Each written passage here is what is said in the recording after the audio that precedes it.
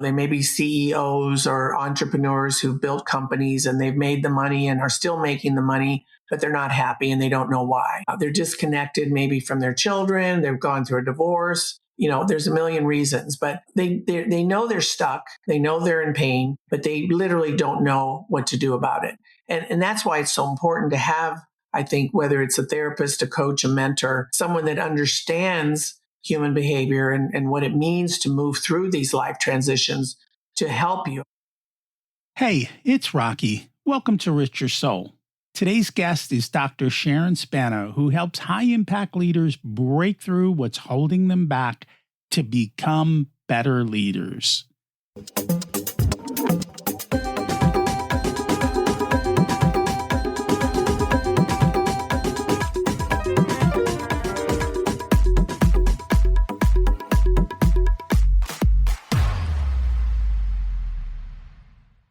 Imagine it's 12 months from now, and you've achieved your major life goals. How does it feel to be in the best shape of your life? To wake up energized, excited about the day? To have great relationships and friends who support you and propel you forward? How does it feel to have an excess of money, to be able to make the choices you want? To be fearless and open to trying new adventures? Imagine being connected to the universe and it providing everything you desire. It's possible over time, and your past does not dictate your future. The only thing holding you back from this vision is you. It's time to take control of our thoughts and use them to our advantage. Welcome to Rich Your Soul, where we achieve our dreams and bring balance to health, wealth, relationships, time, and spirituality. If you have not had a chance to listen to episodes 1 through 9, I encourage you to go back and listen to the framework behind Rich Your Soul and how to create the life of your dreams. You can also find all the show notes for this episode at richyoursoul.com. You can have all the money in the world and still feel empty. What's holding you back from the success you want? It's actually closer than you think, and it's our topic today. Our guest today is Dr. Sharon Spano, and she helps high-impact leaders break through what's holding them back to become better leaders for themselves, their families, and their businesses. She has a PhD in human and organizational systems. She blends science with deep personal development tools to help CEOs, consultants, and entrepreneurs achieve sustainable growth and radical fulfillment. Sharon specializes in addressing the emptiness of success that so many high achievers face. Even after masterminds, therapies, or courses, they can still feel stuck. Her transformational work, she guides leaders to uncover the hidden barriers, including generational trauma, so they can step into their full potential. She's host of the Other Side of Potential podcast and author of The Pursuit of Time and Money. Today, she's going to talk to us about how early life experiences, family beliefs, and cultural beliefs quietly shape our relationships with time and money, and how to shift that to radical abundance. Let's meet her and learn how. Welcome to Rich Your Soul, Sharon Spano. It's great to have you join us today. Thank you so much, Rocky. It's wonderful to be here. And I'm excited to learn from you today. We always like to start at the beginning. What was it like when you were growing up, and how much did your family and school teach you about money? That's such a great question. I grew up in the inner city of Los Angeles, and let me back up for a second. My parents divorced when I was very, very young.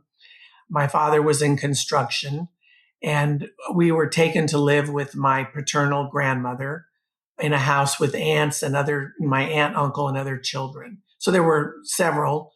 And we really, I would have to say that we didn't have a lot of money, but I don't think we knew it. It wasn't a big deal. Like, we walked around talking about how poor we were. We had when I lived with my grandmother, she was quite an extraordinary woman. She had 9 children. She was one of 9 children. She was the last child. So she was a survivor. I mean, she just knew how to make things happen. So that's what I remember. But I also know that it wasn't easy. things were not easy. We just didn't know there was anything other than our way of life. So to answer your deeper question, we didn't talk about money because there really wasn't anything to talk about. So I didn't learn a lot about money. One thing that I remember is my dad being in construction when he would come in and visit and stay for the weekend. It was easy to get money from him, which was one of the probably the worst things I learned. So I learned that I could leave him a note on his bed, and he'd leave me $10 or $20 if I had a field trip or something like that. And I'm embarrassed to say it's a habit I still have. That when I'm leaving town, my husband is the one to remind me I need cash because I don't think about it. He'll say, "You need money, and here's money." So I didn't particularly learn how to manage it. I didn't really learn that it was important even to earn it or how to keep it. Fortunately, I married a man who knew all those things, and he's taught me those things along the way. What about school? Anything with school? Well, I grew up in Catholic school. And so the thing there, and part of the reason that I did the research that I did around how people experience time and money is, we get those from those early childhood experiences. So you're wise in asking that question. But when you're in Catholic school, at least in my day, what you learned was the Pharisees were the guys with all the money, and they were bad people. And oh, by the way, they killed Jesus, and you don't want to be like them. And so, with that message, whether it was direct or not, that was my interpretation as a child. You develop scarcity thinking. And then my mother, who I didn't really connect with till I was much, later in life, I was already married really when we started to rekindle our relationship. My mother's favorite word was cheap, and she had a very strong bias about people that had money. And it seemed to her everybody had money but her. So that added layers and layers to my scarcity mentality because my husband and I were successful and we acquired the houses, the cars, and all that. And of course, my mother never truly. It's an interesting thing because parents are funny in that they'll brag about you to their friends, but then somehow manage to shame you in their own way about your lifestyle, as in, why do you need all of this kind of thing? Because she was from the Depression where you saved tinfoil and you didn't waste anything. And we looked to her, I think, in our early marriage years as two people that were just, and we were, to many, I would own it, the poster children of consumerism because we were making the money and we were living the life. So a lot of mixed messages there. And I see this a lot with people that I work with. When you were making the money and living the life, were you financially savvy or you were just spending what came in? No, because my husband is naturally very wise about money. And because we kind of balance each other out because he comes from abundance and I come from scarcity. So I'm more frugal in many respects. I'm one that worries a little bit more about the future and what's going to happen. And he's one that comes from the mindset of we'll just create what we need. And he's done that. And, we've both done that in our careers in our own way. So it was never a frivolous life. We weren't just because we also had a son with a very rare metabolic disorder. Our son was born with this disorder and he was disabled and in a wheelchair. So we had to be extremely responsible about our resources. Did you clash over money or not so much the money itself, but the beliefs over the money? I think we still do because he teases me a lot because I worry, but I'm also like nice things. And so I'm not going to quibble if, it's time for a car or something that I want. But I also know that, we have things in order for, our life and our future. And that's very helpful. And right now, our son passed away in 2008. So it's a different life for us in that you don't have the same level of concerns when you have children, as you probably know, particularly a child that's ill, and you never know what that cost factor could look like from one day to the next. So there's a certain amount of freedom at this point of our lives where we're privileged enough to live and have two different homes, one in Florida, one in North Carolina. And we're just enjoying life and we travel and we work hard because we both still love our work. And it's balanced out. But I would say in our earlier years, it might have been more challenging because I worried and he would always be like, we're good. But I want to see the data, show me the numbers, so. So, what got you into the money space? It's such a great question, Rocky, because what I started to see with my clients, and even in the people that worked for me and my husband's company, was they either had a lot of time and no money, or a lot of money and no time. And that was very curious to me. I'm not really in the money space, I'm in the human behavior space. So my work is in human behavior, and I was curious to see how people experienced money based on their stage of human development. We know that from the research, there are 12 stages of human development. And so when I wrote the book, The Pursuit of Time and Money, that is what I explored, was based on your stage of development. How do you experience time and money? And I was very intentional in wanting to bring the two together, because we have a lot of books on time, we have a lot of books on money, but they're two of the most important resources. We are making literally dozens and dozens of decisions every moment of our day based on whether or not we have enough time and or money, or perceive ourselves to have enough time and money. And I just thought it was an interesting topic because it's so much a big part of our stressor as well. And honestly, in the world of psychology, so to speak, it was not a subject, money specifically, Mhm. that probably was well studied, and probably until about the 1990s that Right. it started to become studied, and it's only now that it's much greater depth and understanding of how people behave with money. And it's kind of funny because we all spend our whole lives going to school and making money, but none of us know how to use it well, in a sense. Right. And how to keep it, or even if we have an abundance of it, how to enjoy it and how to live a fulfilling, meaningful life in the context of it. I have a faith tradition, and you may be familiar, as many are. And if we look at the biblical scriptures, the wisdom of those scriptures is quite amazing. And money is mentioned over 2,000 times in the Bible.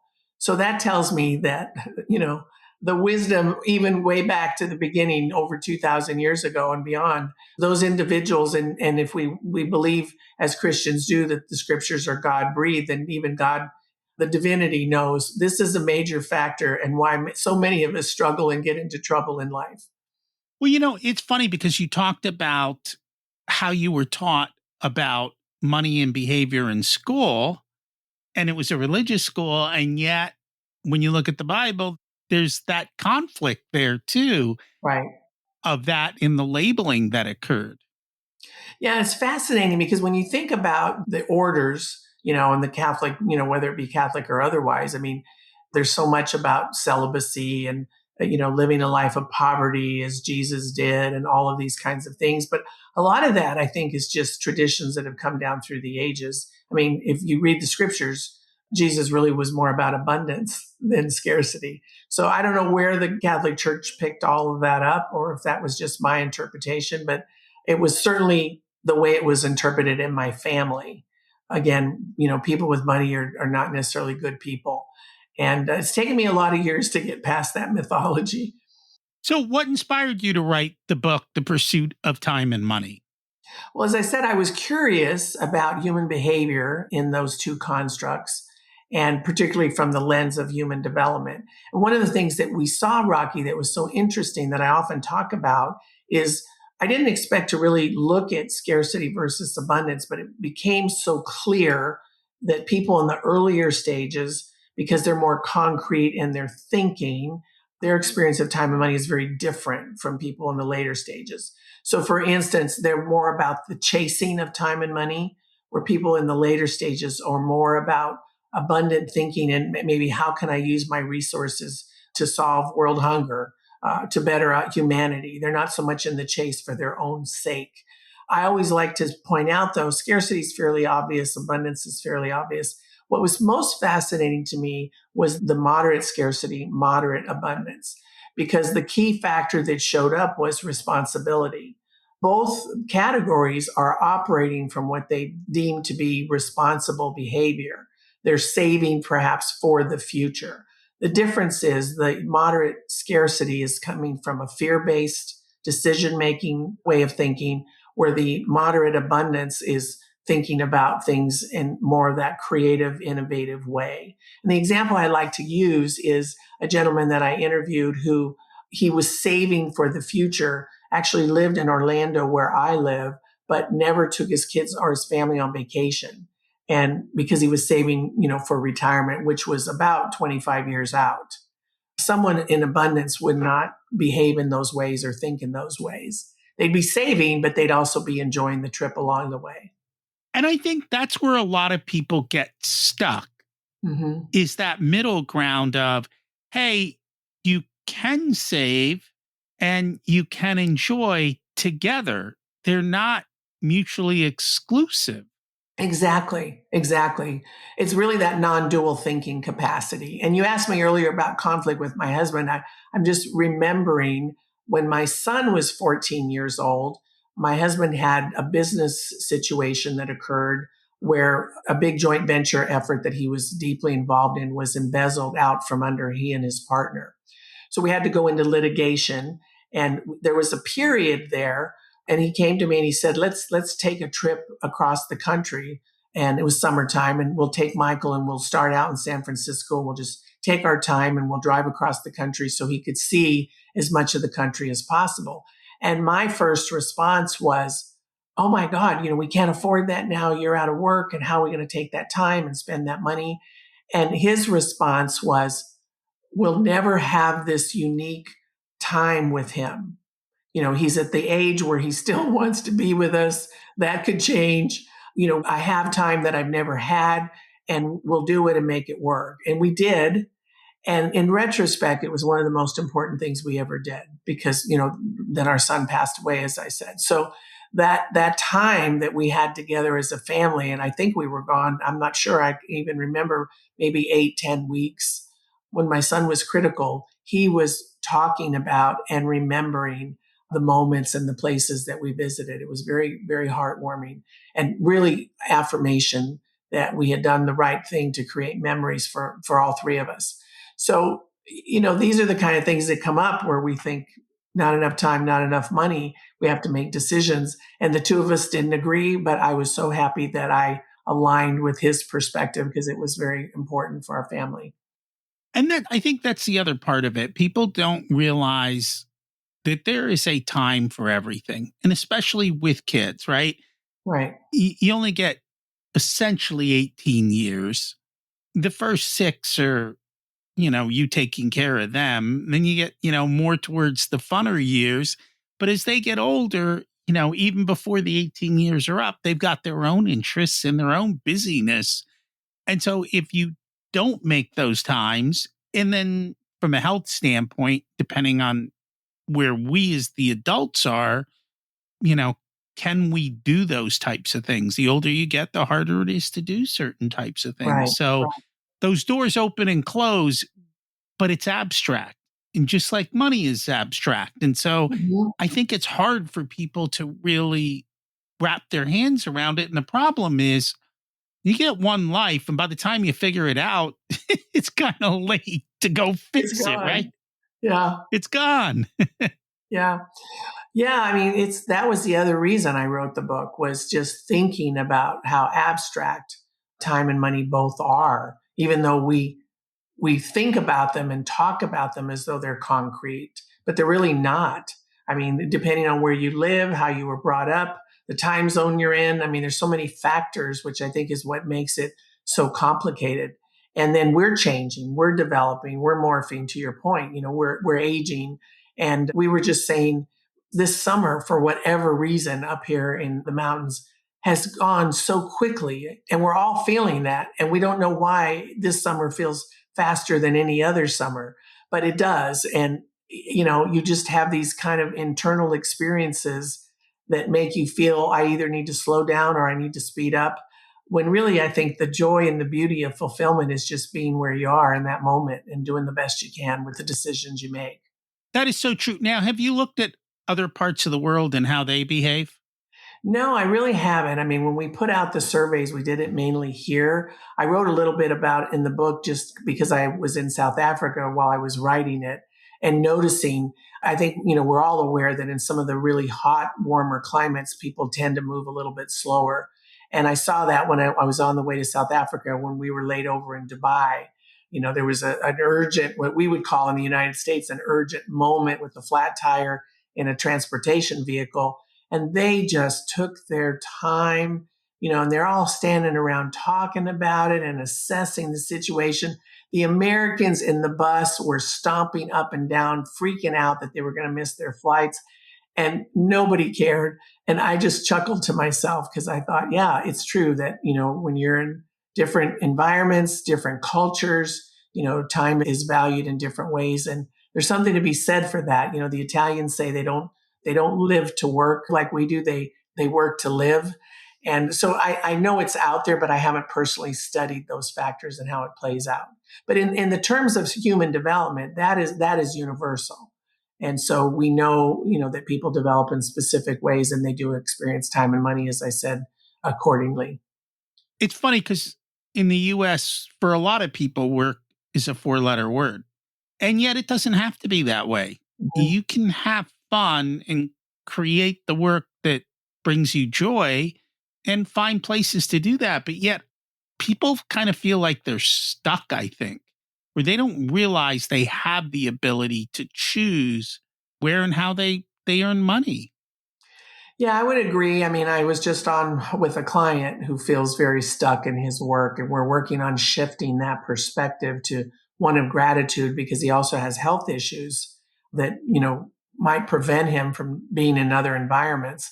And I think that it's just interesting to think about how people, particularly in the United States, I think we have this idea of, oh, I got to work really hard and then so I can retire.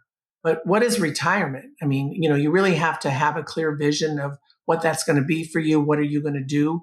Because otherwise, and I see this often, people retire and they're not really clear on what life is going to look like after that.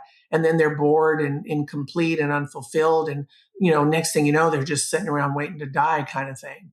And, and it's like, if you enjoy your work or where you are and what you're doing, why retire? I mean, just do it differently. You can reinvent how you do this third chapter or third act of life if you want. Not everybody has those options. I understand that, but so much of it is perspective and really leaning into and defining what it is I want my life to be about. That to me is an abundant mentality.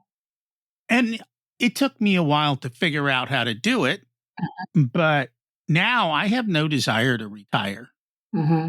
because I'm like, the work kind of is part of my day, part of my fun. It provides structure Right, right. around getting everything else done that I want to. And it creates an outlet, Yes. creates a bit of meaning. And I don't do the parts I don't want to. I do the parts that I want to. And we get to control that. But yet I see a lot of people really struggle with it. Well, and again, I think it all depends so much on your financial resources, And I took up golf like 4 years ago, which was insane for me to do at this stage of life. But I needed the activity and I've always wanted to play and never had the time. And so now was it. And it's been interesting for me. Like you're saying, I had to reinvent and learn, how do I put this into my life and still do the work I want to do? And it's taken me a good several years to figure that out. But I find that when I take that time away from work, I'm even more productive. There's more and more research that says that we need to be doing that more effectively. And I understand the research, but I wasn't always very good at doing it myself because I love working. But when we can commit, and that's why, it goes back to the old days when Stephen Covey and guys like him were preaching mission statements. I still really work hard with my clients to create that mission statement because it's more about purpose than just the work, going to work and earning that dollar every day. It has to be a fulfilling life. And there's so many ways to make that happen, even if you're stuck, I believe, in the drudgery of a job you don't like right now. Like with this client I was just speaking with, there's a lot of obstacles in his way of getting to where he wants to go, but they'll never be overcome if we can't dream it, talk about it, put it in perspective to the systems in which he's living, because my work is all about the systems. And then what does that mean in terms of his executing on those dreams? And that's a big part of it. I'm a big fan of Parkinson's law, which basically says time and money will expand and contract to whatever Mhm. is allocated. Right. So, if you need to play golf today, time will expand for you to play golf. And if you're saying, I don't want to play golf, time will contract and something else will fill up your time every day. Yeah. And the same goes for your money. Whatever you have, well, at least in America, more gets spent than, Yeah. Yeah. but learning to control it. Yeah. And how you think about it, because I think if you're not really thinking about those resources as resources, and really, so much of my work is helping people witness and developing awareness of awareness. So we started this conversation, looking at the thought and behaviors that came out of early childhood, which I would say is a worthwhile discussion for anyone out there who has issues around either time and or money. But having awareness of when is this showing up for me, if it is a scarcity mentality. And then once I have the awareness and I start to see the patterns in my own system, then that gives us the ability to have awareness such that we can make different choices. And even if you're stuck, even if you don't have the resources, particularly in this country, I still want to believe that we are the land of opportunity. So you don't have to live according to the culture or the mythologies or the belief systems or even the values of your ancestors if they're not serving you or the greater good. I work a lot with my clients to help them be the change maker of those systems. So if you come from poverty, if you come from a family that doesn't appreciate education, or you see, that discrimination is blocking your ability to move forward, then, what are the thought patterns that I'm contributing to that? And then the behaviors that I'm contributing to that, and how can I be an interruption to all of it? Does that awareness then go into other parts of life? Like when you see people finally get control of their time and their money, do you see them start to control other parts or reanalyze or analyze other parts of their behavior in their life? It's such a great question. It's which comes first, the chicken or the egg? But one thing that I really know from the work that I've done is how we utilize our time and our money directly impacts our relationships, because we're sending a message to our children if we don't have time for them or if we're not going to invest in them. So what I see is the generational poverty mindset of scarcity, for instance, where maybe I'll use an example. My child wants to play soccer, but I'm living in scarcity and I'm saying, even if I have the resources, because I do see this, we're not going to spend money on those things. Well, what are you telling your child? You're telling your child you're not worth it. And I work with adults every single day who don't believe they deserve or are worth it because of messages that were sent to them by their parents, because their parents lived in scarcity. And you can be poor. I remember being in Costa Rica some years ago, and literally people had, dirt. Their houses were on dirt, no foundation, cows coming down the road. And when I first got there with my American mindset, I'm thinking, oh my gosh, these people are suffering. They're so poor. They need this, that, and the other. We need to help them. We need to come in. But then after being there a week or so and then going back, what I realized is these are really happy, fulfilled people. Not all of them. They just didn't need a Mercedes in every driveway. They had their families, they had their food, they had their culture, their rituals. So to me, I wrote in the book about radical abundance. And radical abundance is about being comfortable and fulfilled in your life, no matter what the circumstances are. Because sometimes we have more money, sometimes we have more time, sometimes we don't, we have limited of both. So radical abundance is about knowing wherever I am content. And at the same time, again, going back to non-dual thinking, I am looking for the patterns that might be holding me back and keeping me from having the best possible life. And I think this is where some of the charity work causes trouble, is when giving hurts. So you take your example, Mm. you're trying to create them to live a lifestyle like we do. And it's just probably not necessarily possible there just because of income and so forth.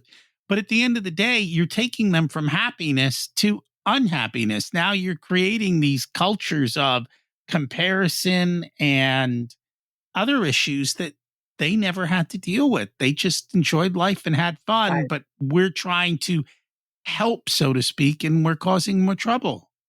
Yeah, we want to make them like us. But, I had the same experience in Sri Lanka. I went there to an orphanage, and the happiest children I think I've ever seen. And many of them were orphans from that huge tsunami that we had so many years ago. And then they had also a separate area for women who were widowed, because in their culture, they're ostracized when they're widowed. And so we go into the orphanage, and it was lovely.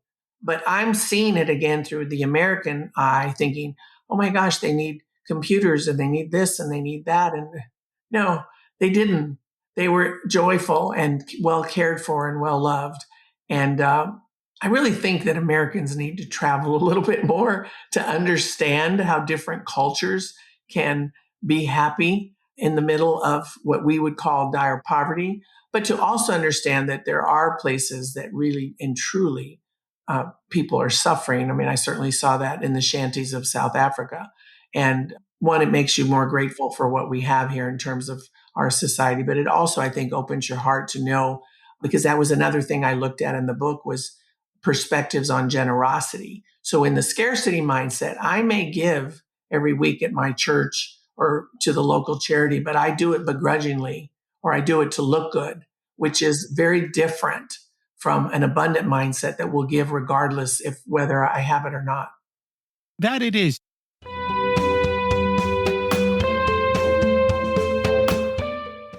This episode of Richer Soul is sponsored by the Profit Answer Man podcast. If you're a business owner who wants to scale and grow, increase profits, or want to have strategic conversations around your financials, then check out the podcast. You'll learn how to work less, increase cash flow, increase profits, and build reserves to help you weather storms. It's built on the profit first methodology of pay yourself first. The Profit Answer Man podcast is a must listen to for every small business owner and anyone who wants to help them survive and thrive. Check it out on your favorite listening platform. You talked about the different stages of development and how they affect our beliefs around money. Can you explain that a little bit more? Well, as I said earlier, like the different stages experience it differently. The first four stages are fairly obvious because they're birth to adolescence. We don't typically talk about the stages of development in terms of age, because in the later years, they're not necessarily correlated to age. It's more about consciousness, perspectives, worldviews. But in the earlier stages, and we've all been through that, we're chasing time and money. We have a lot on our plate. We're trying to earn, we're trying to achieve, we're trying to get the car, the house, whatever. And so that experience in the early stages, is particularly at the achiever stage, is about goal orientation. So most people in the United States, about 68%, land at either the fifth or sixth stage, expert or achiever stage. And they never get beyond that. And there's nothing wrong with that. But what I want people to know is that each stage is meaningful and fulfilling if you're living your most robust experience of life.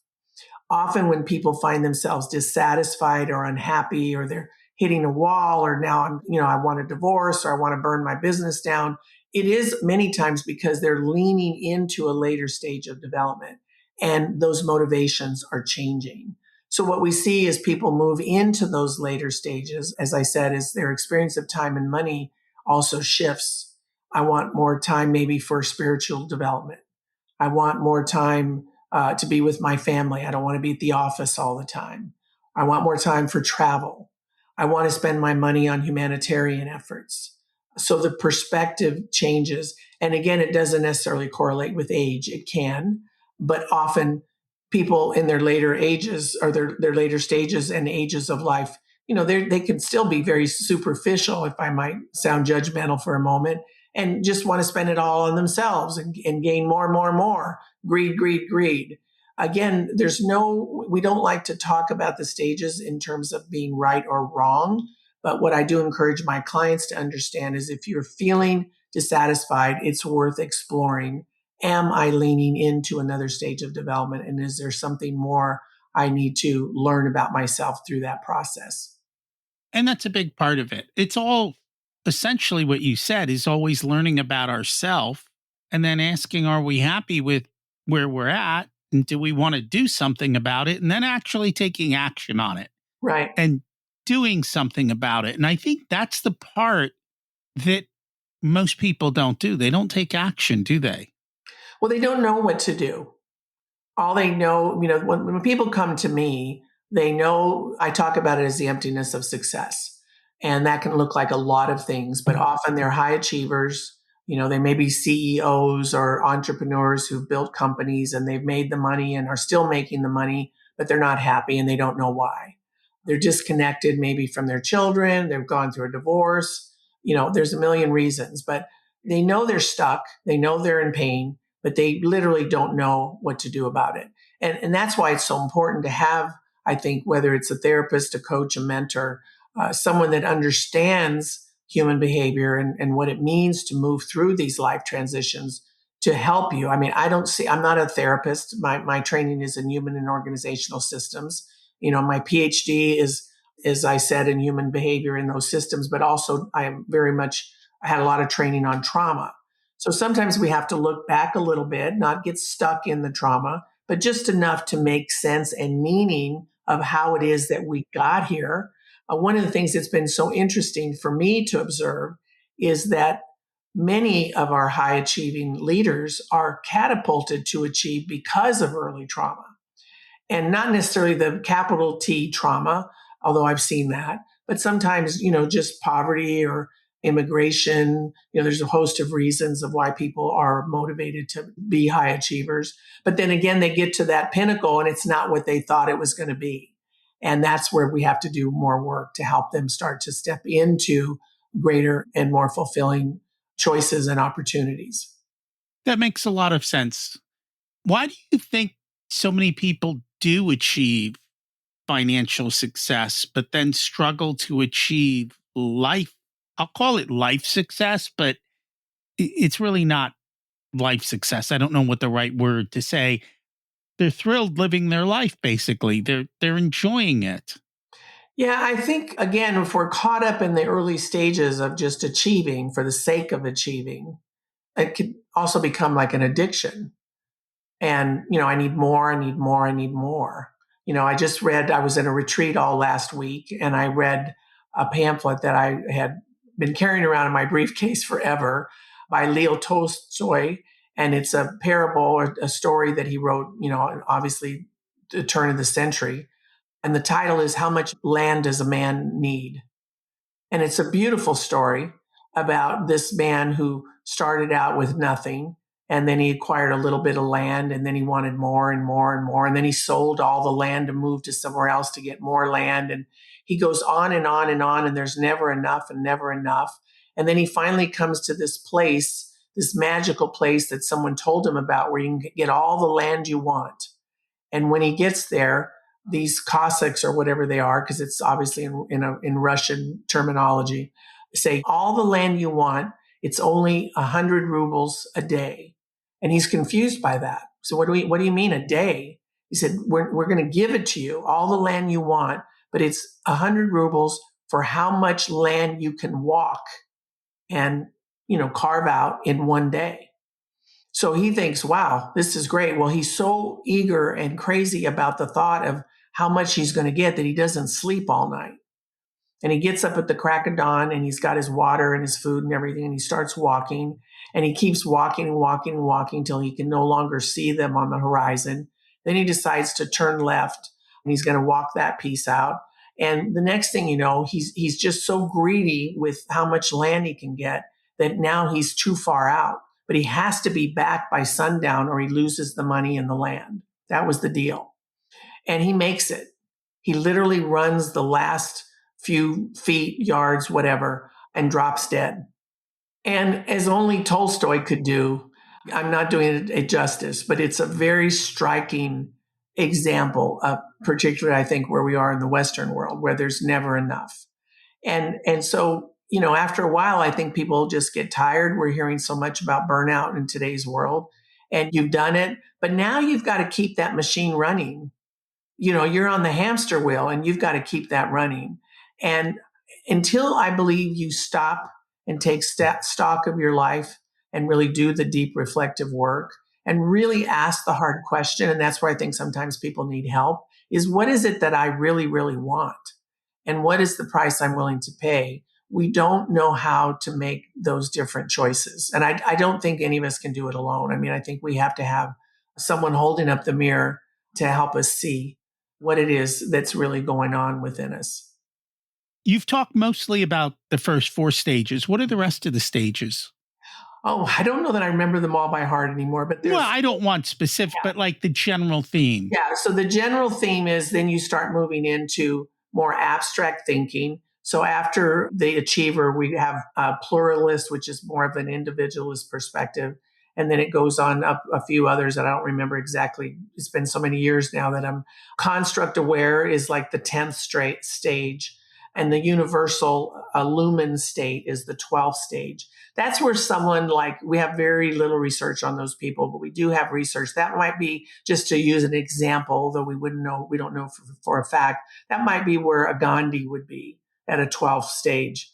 A Jesus would be probably beyond that, that kind of a thing. We don't see many of those people in the workforce at the very, very latest. But I myself am now at the 10th stage, and I'm only there because of the work I've done as a result of grief around my son.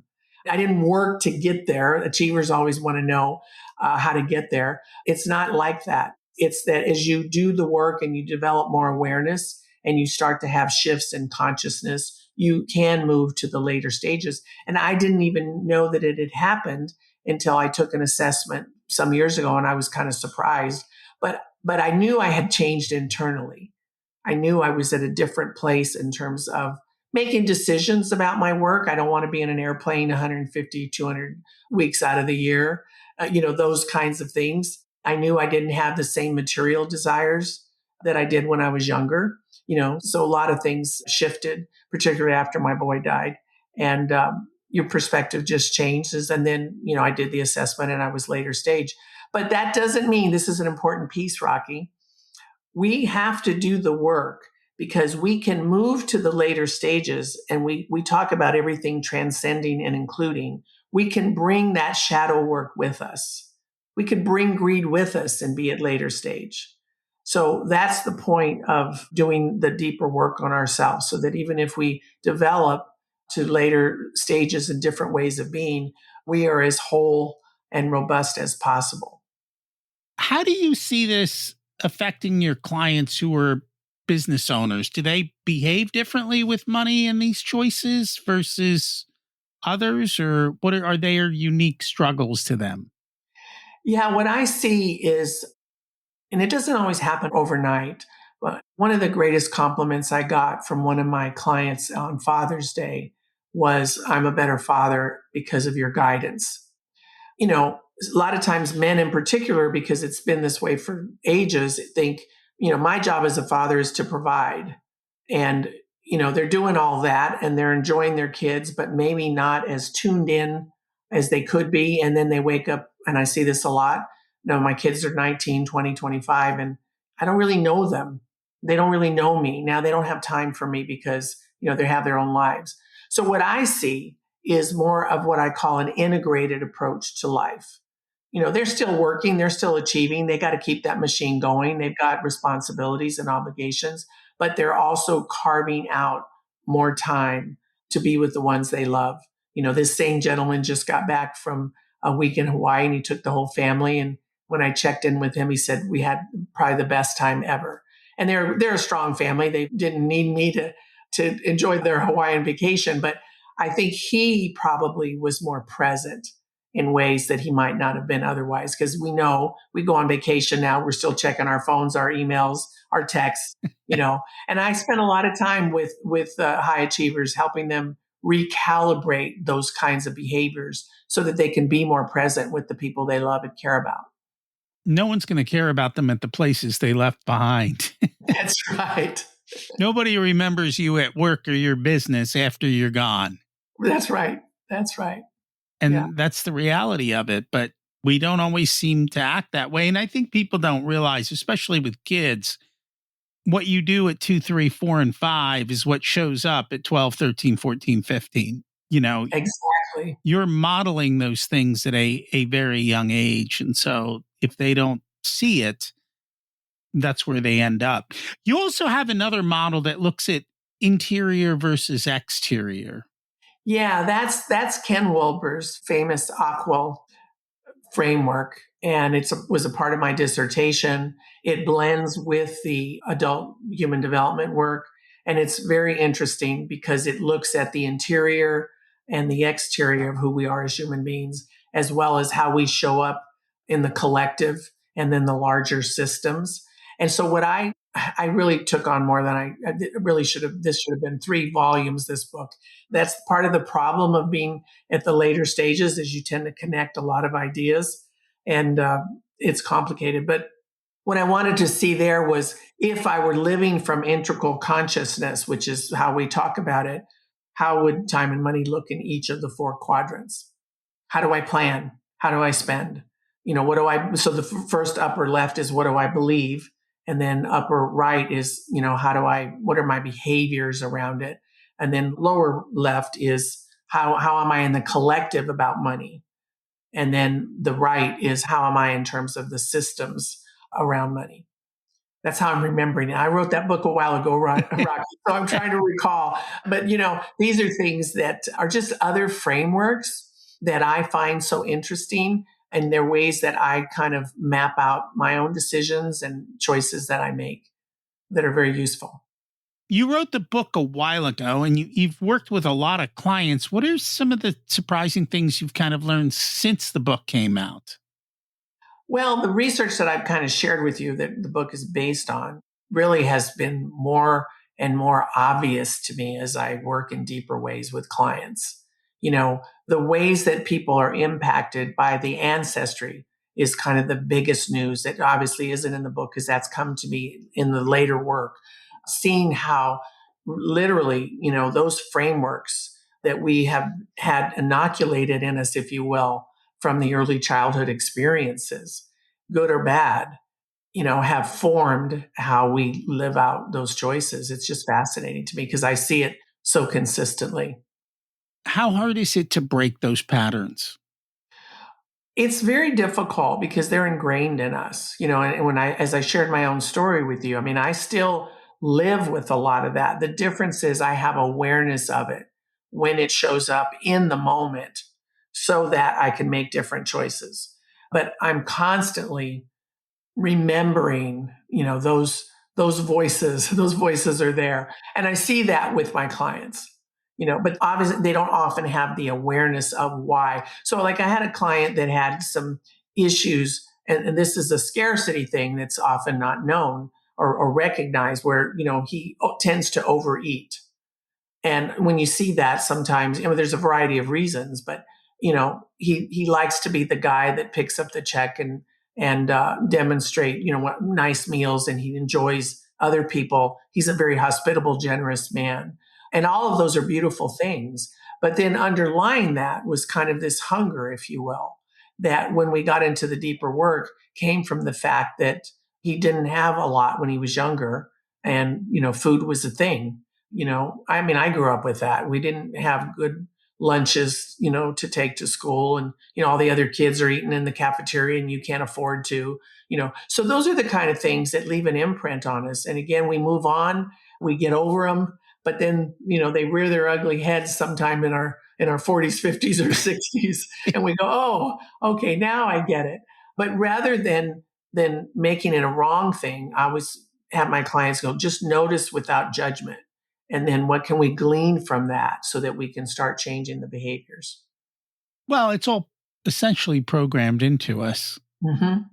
through life. Yeah. And if you don't upgrade your programming, then you're running on old systems that no longer serve you or no longer fit in your current lifestyle. But yet there you are stuck with it. And so, And passing them on. yes. That's the thing that I want my clients to be an interruption to it, because you don't even realize the things you say that come from the ancestry that you're passing on to your own children.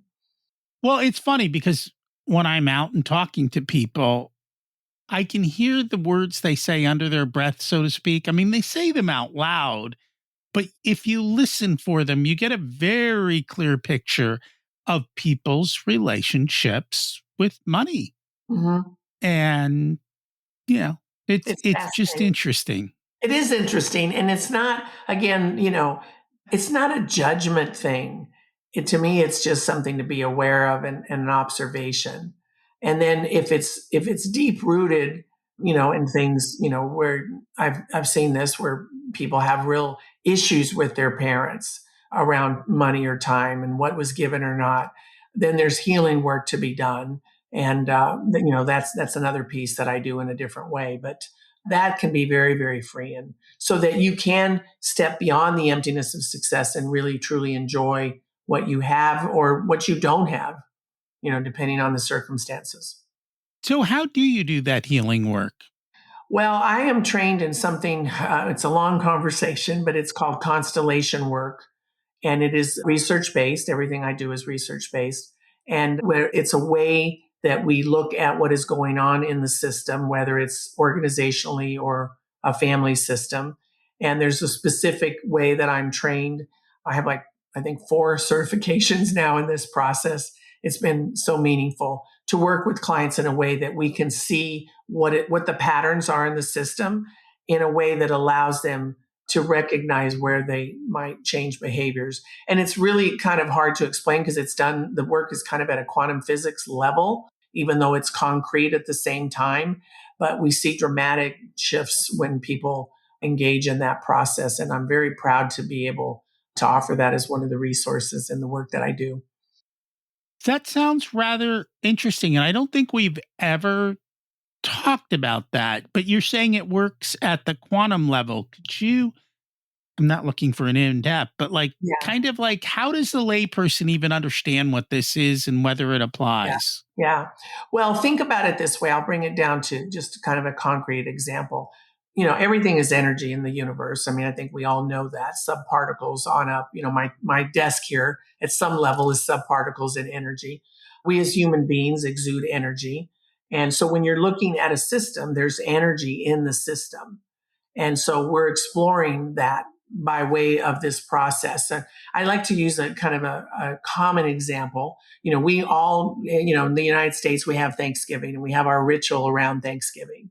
And so let's pretend that you've had the same type of ritual for years and years with your family. Same members come. We have the same traditions around food and football and whatever that is. And we have a great time. But then one year, Aunt Myrtle shows up. And Aunt Myrtle's this negative force. She complains about everything. And no sooner are you at the table and she's complaining the turkey's dry and your kids are too fat and your wife doesn't know how to bake a decent pie. And Aunt Myrtle has the power to change the whole energy in that system from the moment she walks in the door. And so these are things that are happening all the time, and we're in and out of these systems, if you will, and we're picking up energy from one another, and we're making choices and decisions about how we're going to interact. So when we do a constellation, we always have an issue that we're exploring to start with. I did one today where the gentleman wanted to explore a specific opportunity that he has in business. And then we bring in what we call elements into the system, and then I'm trained to facilitate the client through that process so that they can see whatever they see. Sometimes they don't see anything, but most of the time, again, we're building it in a way that they can see things at a concrete level, as I said, but also experience it in their gut. They're literally like, if I say, tell me where you're feeling that right now, what's coming up for you? What are your thoughts and feelings? They'll share a thought. I'm feeling sad or angry, where I feel it in my heart. I feel it in my throat. I feel it in my chest, whatever. And so it is hard to explain in this context here that we're in today. It's something you have to experience. How well received is it by people? Very much so.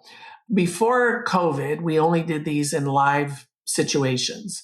When COVID hit, one of my clients, or one of my colleagues, I should say, in Austria, developed an online platform. It's not as powerful as in person, but because it's online, particularly with my high achievers, they can get it pretty quickly because think of it like a chessboard. And I'm bringing in the elements. I might bring in a representative, like a little chess piece that represents you, or we might bring in an abstract piece that looks like anger or fear. And they see it right away, even if they don't feel it in their gut, because it is concrete and visible in that respect.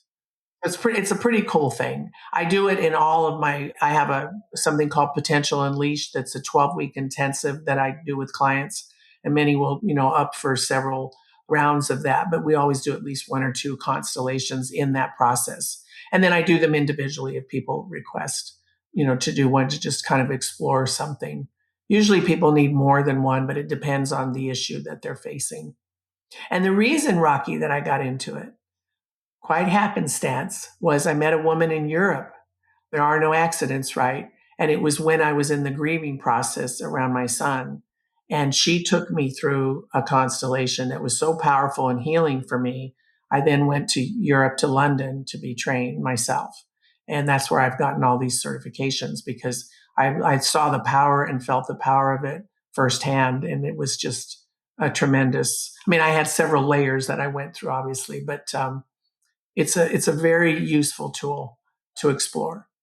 And I think a lot of times it is through those down moments in life that we're open to change and that opportunities present themselves. And then from that, you actually get to help a lot more people. And so it becomes a positive in that sense as well.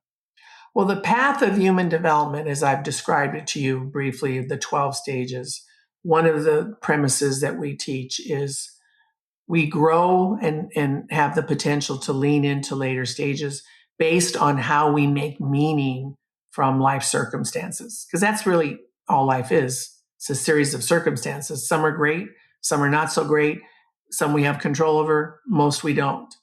And it's how we make meaning. If I did not have the training and development that I had for the loss of my son, I wouldn't have been able to move through it. But I was preparing because he was born with a disability. So I was in some ways blessed to have the time to prepare for the inevitable. And how I made meaning after that. Am I a victim? Am I angry? There's no right or wrong, because grief will be what it is. It's different for everybody. But my point is the meaning making. We're meaning making machines. That's how we're designed. And the thing is that our thoughts aren't real. We can choose them in a moment. And we get to create the meaning we want, right? Exactly. It's a reflection of what Yeah. we've built. Exactly. The challenge is we can get stuck, and that's where we need support to help us reframe some things when needed. And that makes a lot of sense.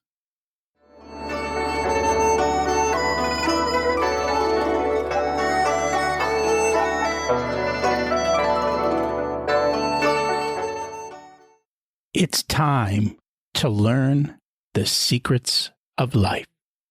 What's one truth about success you wish more people understood? That's a tough one, but I would say it's only really meaningful if you're able to bless others with your success. Yeah, there's a lot more in giving versus receiving. The world needs us to be successful, but it also needs us to care and be abundant in our giving and care for others. And that's true. What's one lesson that cost you a lot, but was worth every penny? Hiring the wrong person at the wrong time cost me a fortune of time and money, but I learned so much about myself and human behavior as a result of that period in my life. I've always said that business is actually a self-development journey. And that's, you hire people, you got to go through that journey. Yeah. Yeah. If you were to give an 18-year-old one specific piece of wisdom, what would it be? You're enough. And literally that 3 words. And I think it's enough to make a massive change in the world. Yeah. If people would like to learn more about your programs and about you and your podcast, where can they find out more? Thank you, Rocky, for that. I'm all over, as we all are, social media. We have a specific page for your show, and it's at my website, sharonspano.com/richer soul. And on that, we have an assessment around the stages of development, not all 12. We're looking at the 6 that are most prevalent in the workforce. And it's a fun quiz, and we have a report that comes out that will tell you exactly which stage you're at. And it's not as complicated as the assessments that are out there that are very expensive. So we tried to make it something more accessible. And again, SharonSpano.com. And we will put that in the show notes. Thank you so much for joining us today. Thank you so much for having me. I've enjoyed our conversation. Thanks for joining us for this conversation with Dr. Sharon Spano. If today's episode challenged your thinking about time, money, and what it really means to live fully, I encourage you to check out her free assessment at SharonSpano.com/richer soul to discover your own stage of self-development. Remember, abundance isn't about how much you have, it's about how you choose to live. If you're ready to break free from scarcity thinking, create more meaning, fulfillment, and impact in your life, start taking those small steps, intentional, every single day. As always, if you found value in this episode and you know someone who might as well, do me a favor, share it with them. I'd appreciate that. Thank you so much for doing that. Thank you for listening. Have an abundant week.